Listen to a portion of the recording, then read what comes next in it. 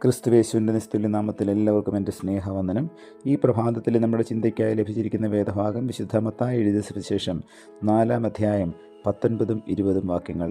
എൻ്റെ പിന്നാലെ വരുവീൻ, ഞാൻ നിങ്ങളെ മനുഷ്യരെ പിടിക്കുന്നവരാക്കുമെന്ന് അവരോട് പറഞ്ഞു. ഉടനെ അവർ വല വിട്ടേച്ച് അവനെ അനുഗമിച്ചു. വിശക്കുന്നവർക്ക് വേണ്ടി എല്ലാ ദിവസവും സൗജന്യമായി ഉച്ചഭക്ഷണം ക്രമീകരിച്ചിരുന്ന ഒരു വയോധികനുണ്ടായിരുന്നു. അവിടെ സ്ഥിരമായി ഭക്ഷണം കഴിക്കുന്ന അനേകരുടെ കൂട്ടത്തിൽ 3 യൗവനക്കാരും ഉണ്ടായിരുന്നു. ഒരു ദിവസം അവരിൽ ഒരുവൻ പറഞ്ഞു, എനിക്കും മറ്റുള്ളവർക്ക് ഇങ്ങനെ ഭക്ഷണം കൊടുക്കണമെന്ന് താല്പര്യമുണ്ട്, പക്ഷേ എനിക്കതിന് കഴിവില്ല. രണ്ടാമൻ പറഞ്ഞു, നമുക്കതിന് വരുമാനമൊന്നുമില്ലല്ലോ. മൂന്നാമൻ പറഞ്ഞു, കഴിയാത്ത കാര്യത്തെക്കുറിച്ച് ചിന്തിച്ചിട്ട് എന്ത് കാര്യം. ഇവരുടെ വാക്കുകൾ ശ്രദ്ധിച്ച വയോധികൻ അവരോട് പറഞ്ഞു, മനസ്സുണ്ടെങ്കിൽ നിങ്ങൾക്കും കഴിയും. ഉറുമ്പുകൾ പോകുന്ന വഴിയിൽ ഏതാനും ധാന്യമണികളിട്ടാൽ അത് ഉറുമ്പുകൾക്ക് ഒരു വലിയ വിരുന്നാണ്. പുറത്ത് ഒരു പാത്രത്തിൽ കുറച്ച് വെള്ളം വെച്ചിരുന്നാൽ പക്ഷികൾക്ക് അത് വലിയ അനുഗ്രഹമാകും. കന്നുകാലികളെ പുൽത്തകിടികളിൽ എത്തിക്കുന്നതും നമുക്ക് ചെയ്യുവാൻ കഴിയുന്ന വിരുന്നൊരുക്കലുകളാണ്. നന്മ ചെയ്യുവാൻ കഴിവില്ലാത്ത ആരാണ് ഈ ലോകത്തിലുള്ളത്? ചെറുതോ വലുതോ ആയ വിധത്തിൽ എല്ലാവർക്കും അതിനുള്ള കഴിവുകളുണ്ട്. പലപ്പോഴും നമ്മുടെ കഴിവില്ലായ്മയാണ് നാം പഴിക്കുന്നത്. അത് പക്ഷേ ശരിയല്ല. നന്മ ചെയ്യുന്നതിനുള്ള മനസ്സാണ് ആവശ്യം. അത് മനസ്സുണ്ടെങ്കിൽ പല മുഖാന്തരങ്ങളിൽ നമുക്കത് ചെയ്യുവാൻ കഴിയും. മറ്റൊരുവൻ ചെയ്യുന്ന അതേ വിധത്തിൽ ആയിരിക്കണം എന്നില്ല. ചെറുതായാലും വലുതായാലും നന്മ പ്രവൃത്തിയുടെ പിമ്പിൽ വ്യാപരിക്കുന്ന ചേതോവികാരം ഒന്നു തന്നെയാണ്.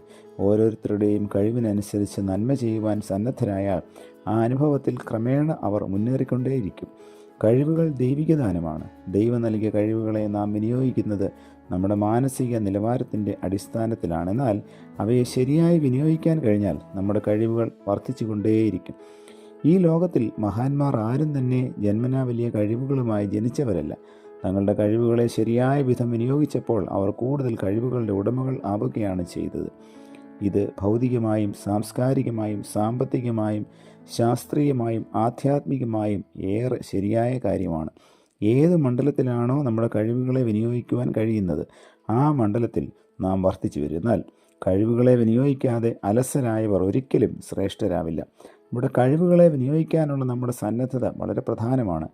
ദൈവപുത്രനായ യേശുക്രിസ്തു തൻ്റെ സന്ദേശം ലോകത്തിന് നൽകുവാൻ തിരഞ്ഞെടുത്തത് കഴിവുകളിൽ ഉന്നതരായവരെയല്ല, കേവലം ചില മുക്കുവന്മാരെയും ചുങ്കക്കാരെയുമാണ്. എന്നാൽ യേശുവിനോടുകൂടെ പ്രവർത്തിപ്പാൻ അവർ സന്നദ്ധരായപ്പോൾ ലോകത്തെ രൂപാന്തരപ്പെടുത്തുന്ന വലിയ ശക്തിയായി അവർ പരിണമിച്ചു.